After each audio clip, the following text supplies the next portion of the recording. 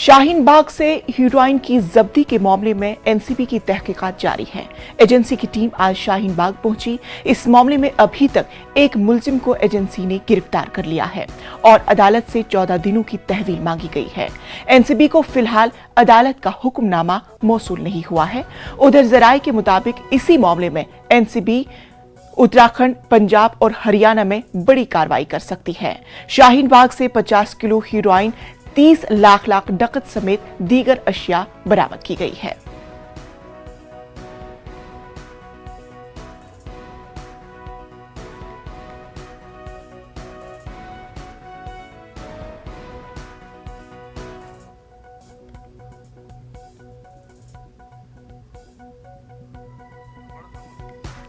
आपको बता दें कि शाहीन बाग से हीरोइन की जब्ती के मामले में एनसीबी की तहकीकात जारी है। एजेंसी की टीम आज शाहीन बाग पहुंची। इस मामले पर हमारे साथ हमारे नुमाइंदे शंकर आनंद हमारे साथ जुड़ चुके हैं। शंकर आनंद, आपसे जानना चाहेंगे एनसीबी की तहकीकात में क्या कुछ सामने निकल कर आया? केंद्रीय जांच एजेंसी एनसीबी की टीम यानी कि नारकोटिक्स कंट्रोल ब्यूरो की टीम पिछले कुछ समय से लगातार उन लोगों को तलाश रही थी जो राजधानी दिल्ली के अंदर में बड़े ड्रग्स रैकेट को चला रहे थे। और इसी मामले में एक महत्वपूर्ण जानकारी के आधार पर एनसीबी की टीम शाहीन बाग पहुंची और शाहीन बाग इलाके में ही एक अपार्टमेंट में पहुंचने के बाद वहां पर राजी हैदर नाम के एक शख्स को हिरासत में लिया गया। जब उससे पूछताछ की गई और उसके घर पे छापेमारी की गई तो उसके घर के अंदर से तकरीबन 30 लाख रुपया नगद बरामद किया गया। इसके साथ ही लाखों रुपए के हेरोइन वो जब्त किया गया है। इस मामले में जब तमाम पूछताछ की प्रक्रिया के बाद उसे गिरफ्तार कर लिया गया और गिरफ्तार करने के बाद उससे जुड़े हुए तमाम कनेक्शन की पड़ताल की जा रही है कि किस तरह से जामिया इलाका सहित दिल्ली के अन्य दूसरे इलाके और इसके साथ साथ उत्तर प्रदेश, उत्तराखंड, पंजाब, हरियाणा में उसके कनेक्शन जुड़े हुए हैं। तो इस तमाम मामलों की पड़ताल के लिए अलग अलग जगह पर टीम जाकर के पड़ताल कर रही है। और आज सुबह के वक्त में वहां पर एनसीबी की टीम पहुंच करके जिस मकान में राजी हैदर रहता था उस जगह पे पड़ताल की जा रही है। राजी हैदर की एक गर्लफ्रेंड भी है जो साथ में रहती थी, उसके बारे में भी जानकारियां इकट्ठा की जा रही है। हालांकि ये भी जानना उचित है कि उसकी उम्र क्या 18 साल से क्रॉस है, मतलब कि वो नाबालिग है या बालिग है, इस मामले की भी पड़ताल चल रही है। उसके बाद उसके नाम का खुलासा किया जाएगा। लेकिन एनसीबी के अधिकारी साफ तौर पे बता रहे हैं कि इस मामले का कनेक्शन एक बड़े स्तर पर है जिसकी तफ्तीश की जा रही है और इस मामले में पाकिस्तान, अफगानिस्तान, इसके साथ ही दुबई कनेक्शन भी जुड़ता हुआ नजर आ रहा है। जी चलिए शंकर, इस अहम खबर पर हमारी नजर बनी हुई है। तफसीलात के लिए बेहद शुक्रिया। अमरावती की रुकनी पार्लियामेंट नवनीत राणा और उनके शोहर और एमएलए रवि राणा की जमानत की अर्जी पर मुंबई पुलिस अपना जवाब दाखिल करेगी। रियासती हुकूमत दोनों की जमानत की मुखालफत कर रही है। दोनों के खिलाफ 124 ए की दफा लगाई गई है। बहरहाल पुलिस के जवाब दाखिल करने के बाद अदालत ये तय करेगी कि दोनों की अर्जी पर समाअत आज की जाए या किसी दूसरे दिन। ख्याल है कि राणा जोड़े के वकील रिजवान मर्चेंट ने पिछले समाअत के दौरान ये वाज़ेह किया था कि दोनों पर सेडेशन के इल्जाम आयद किए जाने के बाद बांद्रा कोर्ट को इस मामले पर समाअत करने का इख्तियार नहीं है। इसी वजह से सेशन अदालत से रुजू किया गया। हमारे साथ हमारे नुमाइंदे प्रशांत पांडे हमारे साथ जुड़ चुके हैं। प्रशांत पांडे, आपसे जानना चाहेंगे किन किन मुहाज पर जवाब दाखिल किया जाएगा?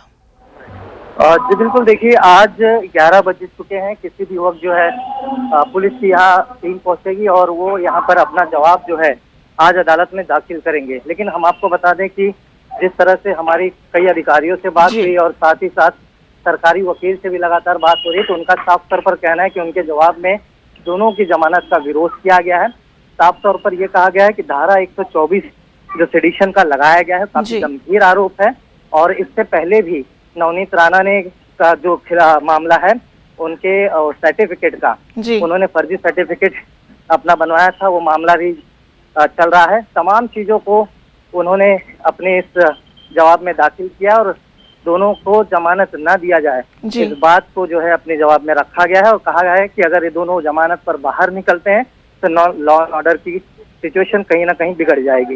इन्हीं चीजों को जो है उन्होंने अपने जवाब में रखा हुआ है। कुछ समय बाद जो है यहाँ पर अदालत में रखा जाएगा उनका जवाब पुलिस की तरफ से। अब देखना ये होगा कि अदालत क्या तय करती है। क्या आज जमानत पर सुनवाई के लिए दोनों को इजाजत देते हैं या फिर अगली तारीख तय की जाती है। जी। बहरहाल हमें थोड़ा सा इंतजार करना हो, जैसे ही जज जो है अदालत में आएंगे, जैसे ही बैठेंगे, जैसे ही सरकारी वकील और मुंबई पुलिस की टीम पहुंचेगी अपनी जवाब लिफाफा लेकर के, जब अदालत में दिया जाएगा तो उसके बाद अदालत तय करेगा कि सुनवाई आज करनी है या फिर कोई और तारीख तय की जाएगी। बिल्कुल प्रशांत, इस खबर पर भी हमारी नजर बनी हुई है कि क्या अदालत आज समाअत करेगा या किसी और दूसरे दिन। तफसीलात के लिए बेहद शुक्रिया। माध्यमिक शिक्षा मंडल मध्य प्रदेश के जरिए आज 10वीं और 12वीं बोर्ड के नताइज का ऐलान किया जाएगा।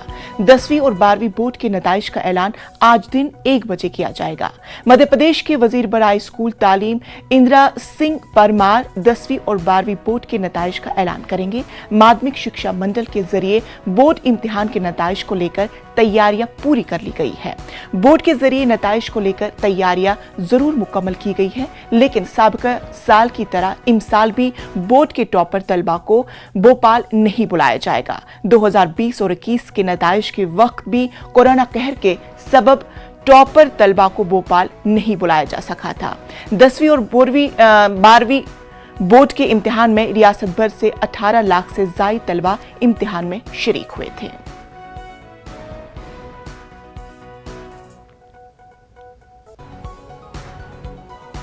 हरियाणा में रात के एक फैक्ट्री में अमोनिया गैस के लीक होने से अफरा तफरी का माहौल पैदा हो गया। गैस लीक होने के बाद कई लोगों की सांस लेने में दुश्वारियां होने लगी और उल्टियां आने लगी। कई लोगों को अस्पताल में दाखिल कराना पड़ा। खबर मिलते ही इंतजामिया का अमला फौरन हरकत में आ गया। फैक्ट्री के मुलाजमीन को बाहर निकाला गया और आसपास के इलाकों को मुकम्मल तौर पर खाली कराया गया। लोगों से एहतियाती तदाबीर इख्तियार करने की अपील की गई। पानी का छिड़काव कर दिया गया है। फायर ब्रिगेड 3-4 आ चुकी हैं, 3 एम्बुलेंस आ चुकी हैं। प्रवास जितने भी आबादी है सभी आबादी वासियों को लोकल रेजिडेंट के माध्यम से और हमारे राइडर के माध्यम से, माइक के माध्यम से सबको कहा है भाई थोड़ा दूर रहें और मास्क लगाएं और पंखा वगैरह नहीं चलाएं, ताकि किसी प्रकार के कहीं किसी कोई दिक्कत है तो वो तुरंत हमें सूचना दें। आगे के लिए हम लोग इस बात के लिए सतर्क भी रहेंगे और चाहेंगे कि इस तरह के जो रिहायशी इलाके हैं जिसमें सभी को कई प्रकार की दिक्कतों का सामना करना पड़ सकता है, बहुत बड़े हादसे हो सकते थे किसी भी प्रकार से, मैं समझती हूँ फिर भी बचाव हुआ है। लेकिन अभी भी झज्जर शहर में पूरी तरह से दहशत का माहौल है। सब लोग चारों तरफ सड़कों पर हैं, सड़कों पर नाके लगे हुए। तो मेरी तो सभी से करबद्ध प्रार्थना यही है कि शांति बनाए रखते हुए हम प्रशासन से पूरी तरह से ये करें कि इस पे सुनिश्चित करें कि इस तरह की जो आज घटना हुई है, बहुत बड़ी दुर्घटना होने से मैं समझती हूँ बचे हैं हम लोग, इस पे संज्ञान लेते हुए कार्रवाई करने का काम करेंगे। शदीद गर्मी और कोयले की किल्लत की वजह से मुल्क की कई रियासतों में बिजली का बहरान गहरा होता जा रहा है। रियासतें बिजली की मांग को पूरा करने के लिए जदोजहद कर रही है। जम्मू कश्मीर से लेकर आंध्र प्रदेश तक 2 घंटे से लेकर 8 घंटे तक बिजली में कटौती की जा रही है। बिजली कटौती से फैक्ट्रियां सबसे ज्यादा मुतासिर हो रही है। वहीं राजस्थान में आज वजीर आला अशोक गहलोत जायजा मीटिंग करने वाले हैं। मीटिंग में बिजली कटौती और वाटर सप्लाई जैसे मामले ज़ेर बहस होंगे। ख्याल रहे कि मुल्क में 70% बिजली कोयले से पैदा की जाती है।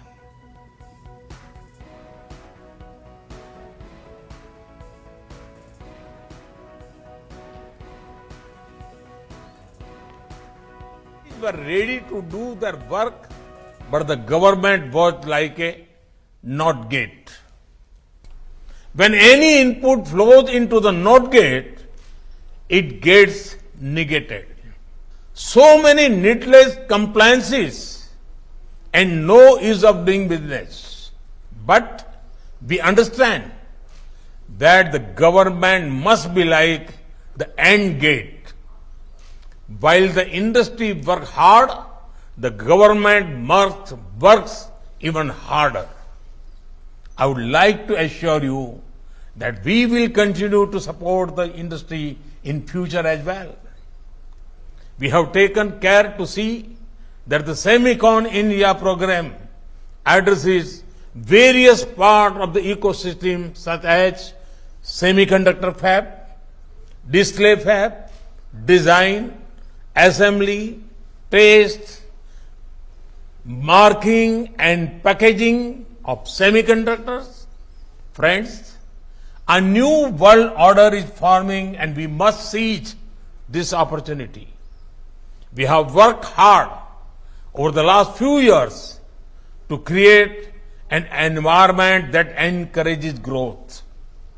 India had the appetite for tech and risk taking.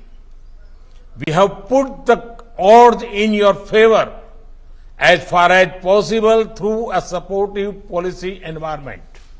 We have shown that India means business. Now it is over to you. Friends, I look forward to practical suggestions from all of you about how we can move towards an India that is hub for semiconductor for the world in the coming years. Through this conference, we aim to engage with domain experts. We will work with stakeholders to understand what more can be done to build a vibrant semiconductor ecosystem. I'm confident that this conference will have rich deliberations which will help steer India into a new future. Thank you. Thank you very much. Semicon India conference से PM Narendra Modi खिताब कर रहे थे। इसी के साथ वक्त हुआ छोटे से वक्फे का।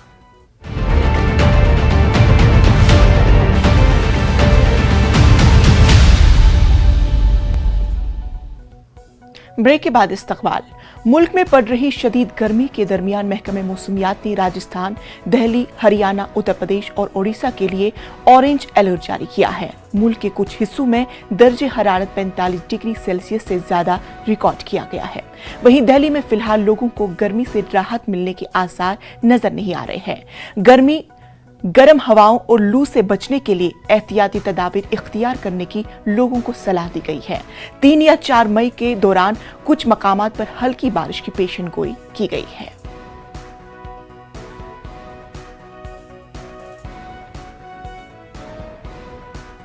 वजीर आजम नरेंद्र मोदी आज ग्लोबल पाटीदार बिजनेस समिट का इफ्तिताह करेंगे। सूरत में सरदार धाम तंजीम के जरिए मुनक्किद किए जाने वाले इस प्रोग्राम का इफ्तिताह वजीर आजम वीडियो कॉन्फ्रेंसिंग के जरिए करेंगे।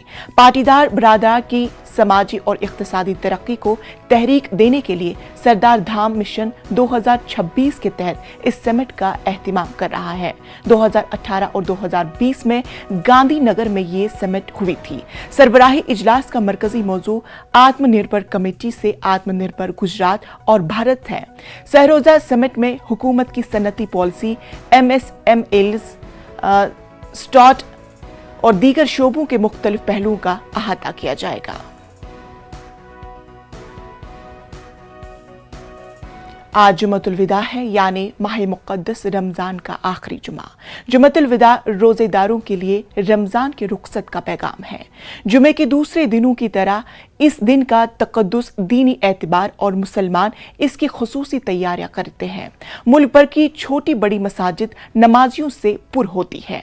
मुल्क भर इस मौके पर सिक्योरिटी के माकूल बंदोबस्त किए गए हैं। दिल्ली, उत्तर प्रदेश, मध्य प्रदेश, राजस्थान, बिहार, बंगाल, झारखंड, महाराष्ट्र, कर्नाटक समेत दीगर रियासतों में सिक्योरिटी में इजाफा किया गया है। उत्तर प्रदेश में 31,151 मकामात पर जुमतुल विदा की नमाज अदा की जाएगी।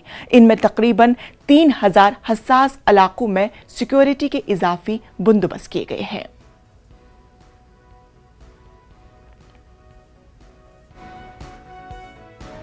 मौलाना खालिद रशीद फरंगी मोहल्ली ने मुसलमानों से अपील की है कि जुमे की नमाज मस्जिदों में अदा करें।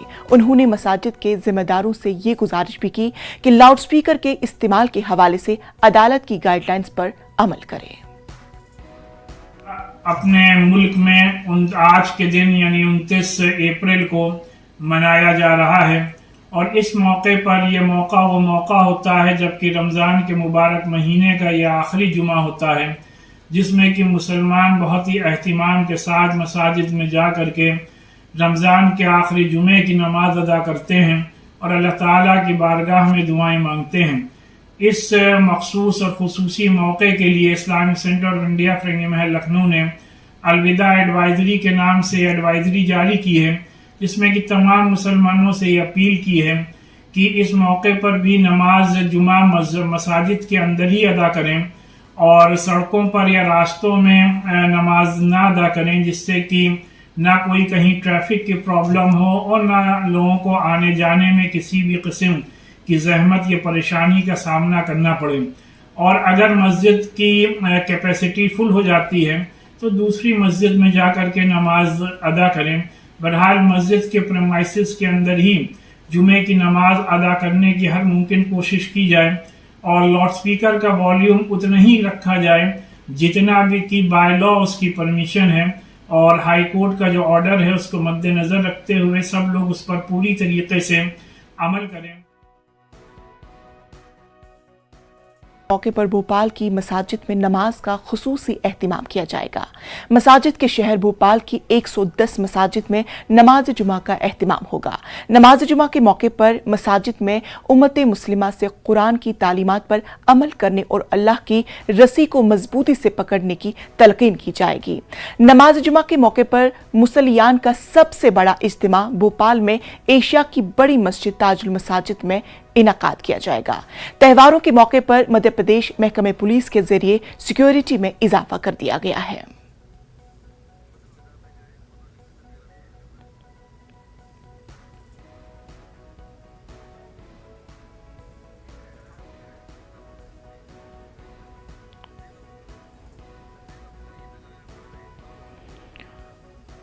मेरठ से हमारे नुमाइंदे तंजीर अंसार हमारे साथ जुड़ चुके हैं। तंजीर, जानना चाहेंगे जुम्मतुल विदा के मौके पर क्या कुछ मंजर? जी बिल्कुल निशा, देखिए जिस तरह से जुम्मतुल विदा को जो है आखिरी जुमे को फर्जंदाने तौहीद बहुत बड़ी तादाद में नमाज मसाजिद में अदा करते हैं। इस साल क्योंकि जिस तरह से जो भी हालात बने और उसके बाद जिस तरह से गाइडलाइन आई है उसके मुताबिक ही सारे मसाजिद में तकरीबन 70 मसाजिद में जुम्मतुल विदा और जुम्मे की नमाज होगी। और इसके हवाले से न सिर्फ लोकल एडमिनिस्ट्रेशन के जरिए गाइडलाइन जारी की गई है, बल्कि जो मसाजिद की कमेटियां हैं और शहर काजी हैं उन्होंने भी अपनी तरफ से हिदायत जारी की हैं कि सड़कों पर नमाज अदा नहीं की जाएगी, मसाजिद के अंदर की जाएगी। क्योंकि शाही जामा मस्जिद है, ऐसी बड़ी मसाजिद में जो है बड़ी तादाद में लोग पहुंचते हैं जुम्मतुल विदा की नमाज अदा करने, तो उसको देखते हुए इंतजाम किए गए हैं। अंदर जो है वो कनातें लगाई गई हैं ताकि धूप में भी लोगों को ज्यादा से ज्यादा लोगों को जो है वो नमाज अंदर अदा करने की जगह मिल जाए। इसके साथ ही ऊपर की मंजिल पर भी इंतजाम किया गया। हालांकि जामा मस्जिद अभी ज़ेरे तामीर है, लेकिन उसके बावजूद ऊपर की मंजिल पे भी सफ़े बिछेंगी और ताकि ज्यादा से ज्यादा लोग नमाज अदा कर सकें। इसके अलावा और जो दीगर मसाजिद हैं शहर की और देहात की, वहाँ पर भी इस तरह की हिदायत जारी की गई हैं। इससे पहले 2 रोज कबल भी एडमिनिस्ट्रेशन के साथ मीटिंग में भी तमाम जो मसाजिद कमेटी के जिम्मेदारान हैं उन्होंने इस बात की यकीन दहानी कराई है कि किसी तरह की इस तरह के हालात नहीं पैदा होने दिए जाएंगे कि सड़कों पर जाम लगे या फिर सड़कों पर सफ़े बिछें और उसकी वजह से लोगों को परेशानी हो।